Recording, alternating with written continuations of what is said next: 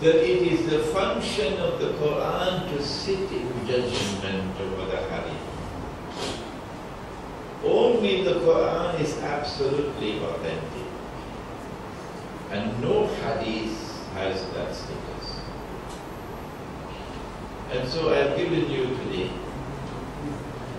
on the subject of the punishment for zina, a time bomb that is waiting to explode. Maybe in the next few months, maybe by next year, it's going to bring shame and disgrace on the world of Islam. When all the Ulama all around the world, starting with Al-Azhar University, because Caliphate will have no choice at that time, can't break anymore, that the punishment for zina is part-time. If you are unmarried, then it's flogging. But if you are married, it is stoning to death. And we have to now enforce the law, because Egypt is doing it and Tunisia is doing it. We are going to make a mess of ourselves. We're going to look really bad. Not too long from now. This is one of the potential implications of the mysterious Arab uprisings that I have not been able to speak about so far before today.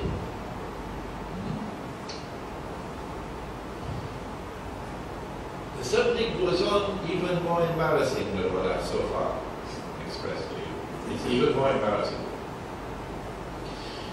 Remember, it was Surah Al-Baqarah where Allah speaks about Nas. What verse was it?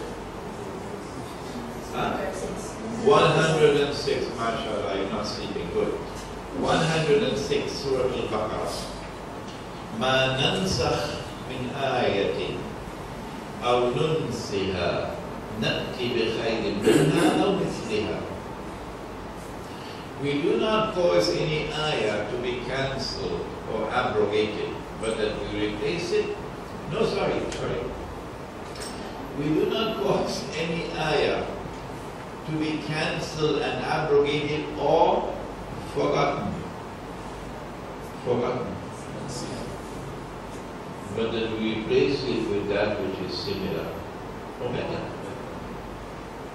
I was sitting down in the classroom of Tafsir at the Alimia Institute of Islamic Studies in Pakistan.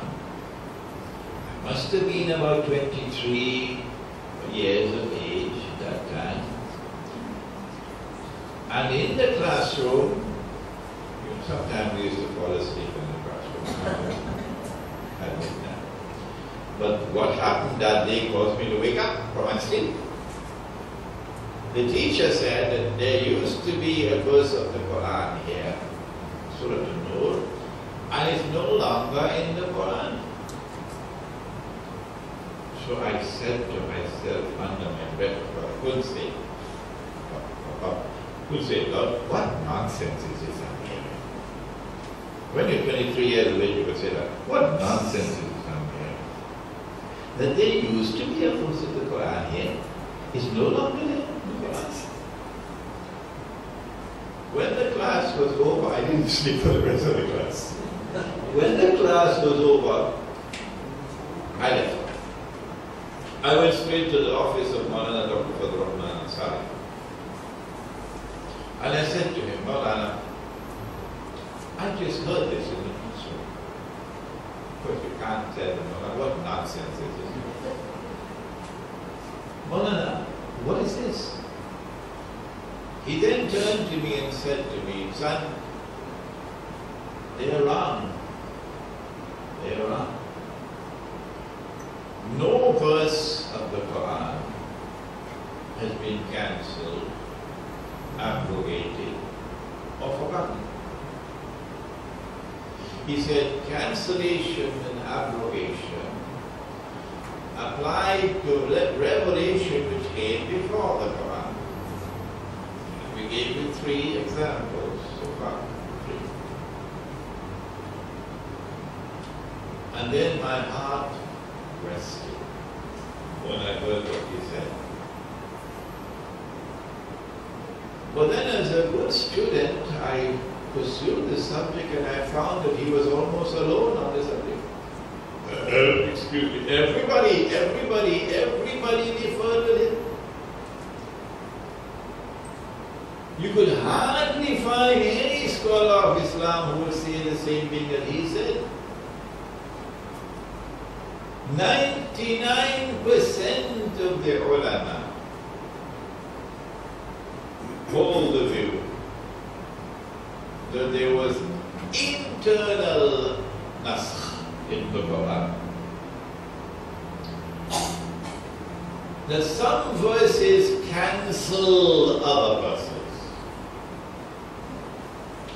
And that some verses were forgotten.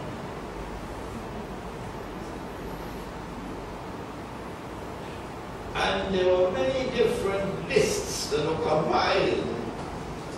Some scholars giving us 49 instances of nasakh in the Qur'an. And others saying no, it's 35. And others saying no, it's 25. And others saying no, it's only 15. Until along came an Indian scholar of supreme scholarship, whose name was Shah Waliullah, who studied in Makkah and who was certainly a great scholar. And he said, they're all wrong. It's only 5. They're all wrong, it's only 5. And he wrote a classic book, Al-Fawz al-Kabir fi Usul al-Tafsir, textbook ready for study of Usul al-Tafsir. And we studied that book as students. Not that I remember much about it. Al-Fawz al-Kabir fi Usul al-Tafsir. And in that book he argues that there are only 5 instances of nasakh in the Quran. But most scholars don't accept that. But much more than 5. And then in Pakistan I met another great scholar who was a medical doctor who gave up his medical practice and devoted his entire life to the study of the Quran and preaching the Quran.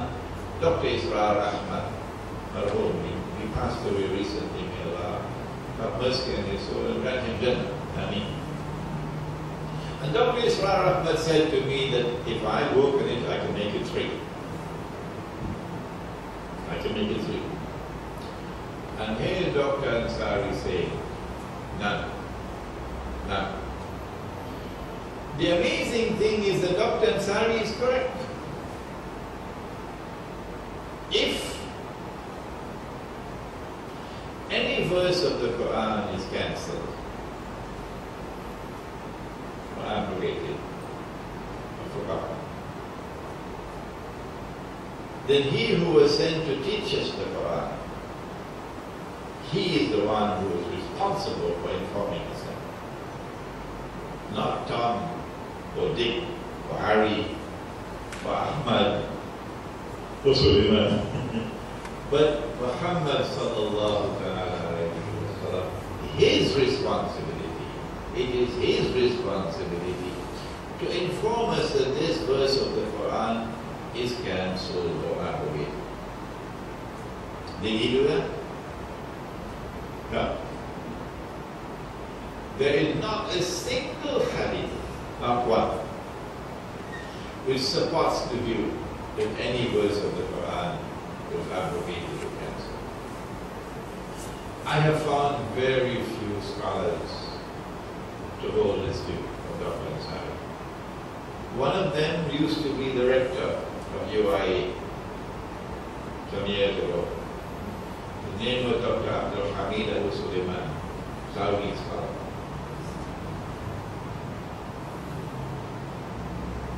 But I don't think he publicized his view very much. The other was another Pakistani scholar who wrote a tafsir called Tadabbur al-Quran. Amir Ahsan Islahi is his name. And that tafsir is being translated into English, meticulous translation.